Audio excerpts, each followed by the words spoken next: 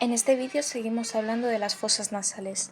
Hemos querido hacer un vídeo aparte para hablar sobre los límites anatómicos de las fosas nasales, porque veréis que tiene su dificultad.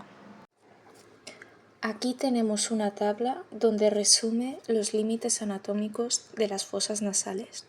Tenemos la abertura anterior, que ya definimos que son las narinas. Pared inferior, pared superior, pared medial, pared lateral, que también se llama turbinal, y por último una obertura posterior, que pasará de ser fosas nasales a ser rinofaringe. También lo definimos, se llaman coanas. Ya también dijimos que deduciendo a partir de las imágenes, podemos ver que la fosa nasal su suelo es lo mismo que el techo de la cavidad bucal y su techo es el suelo de la fosa craneal anterior, que es donde se encontrará el lóbulo anterior o lóbulo frontal.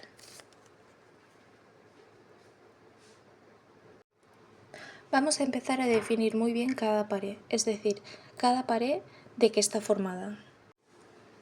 Pared inferior. Su parte más anterior está formada por parte del hueso maxilar. Está formada por sus apófisis palatinas. Luego, su parte más posterior está formada por parte del hueso palatino, la lámina horizontal del hueso palatino. Pared superior. Lo más anterior encontraremos los huesos nasales. Aquí también tenemos una imagen donde vemos el hueso nasal en una visión anterior del cráneo. La lámina cribosa del hueso etmoides. Veremos que el hueso etmoides forma parte de muchas paredes y es porque es un hueso que está en medio del cráneo y está en medio de la fosa nasal también y tiene formas bastante raras que de alguna manera intervienen en muchas paredes.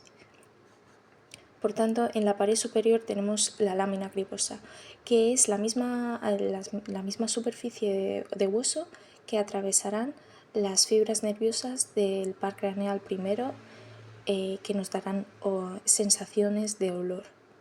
Y luego aquí también tenemos parte del hueso esfenoides, su cara anterior e inferior, como dice aquí. Aquí veremos este agujero, veremos que es el seno esfenoidal. Pared medial, pues ya podemos deducir que es lo mismo que el tabique nasal. Ya dijimos también que el tabique nasal está formado en lo más anterior por cartílago y en lo más posterior el hueso. ¿El hueso qué hueso? Pues también parte del etmoides, la lámina perpendicular del hueso etmoides. Y lo más inferior, el hueso vómer, que es un hueso independiente, y el cartílago del tabique, que es lo más anterior.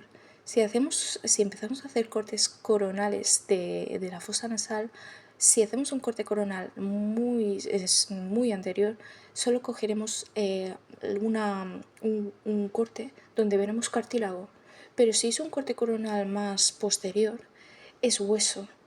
Entonces esto va bien saberlo para cuando tenemos que analizar cortes coronales, ya sea en un examen o en tomografías computerizadas. Ahora vamos con la pared lateral, que también se llama turbinal. Se llama turbinal porque ahí están los cornetes y es lo que hacen que el flujo que inspiramos se convierta en turbulento. La pared lateral está formada por los huesos maxilares. Aquí tenemos una flecha donde nos representa qué parte del maxilar. Esta sería una parte superior, es decir, la apófisis frontal.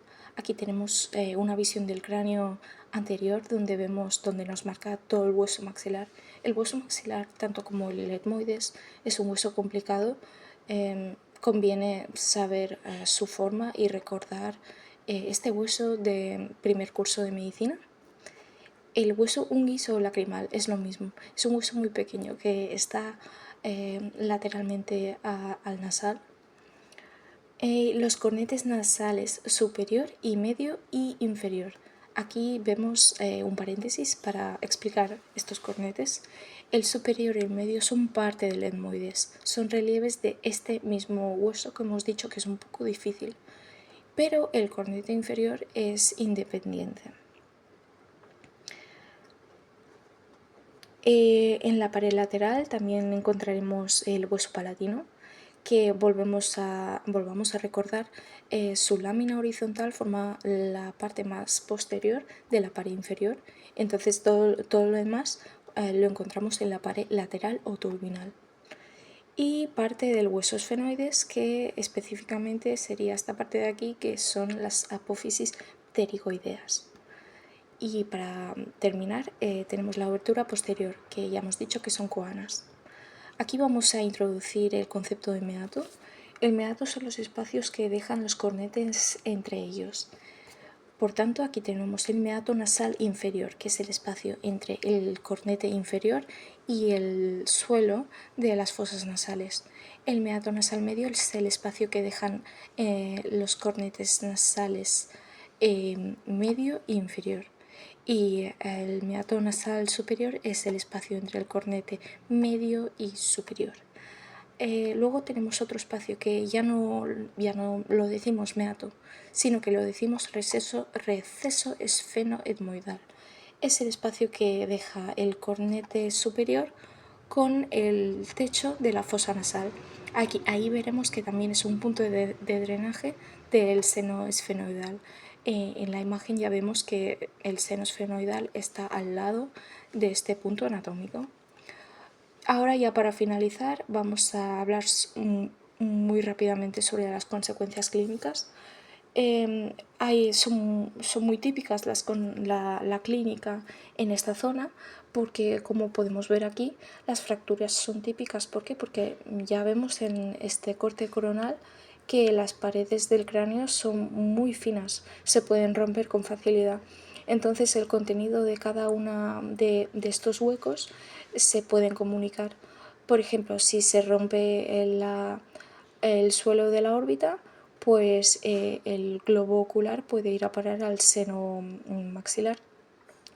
Si hay un absceso o primero de todo, el seno frontal arriba, si se rompe, el globo ocular entraría en contacto, o el seno frontal también entraría en contacto con el cerebro y se podría producir una meningitis.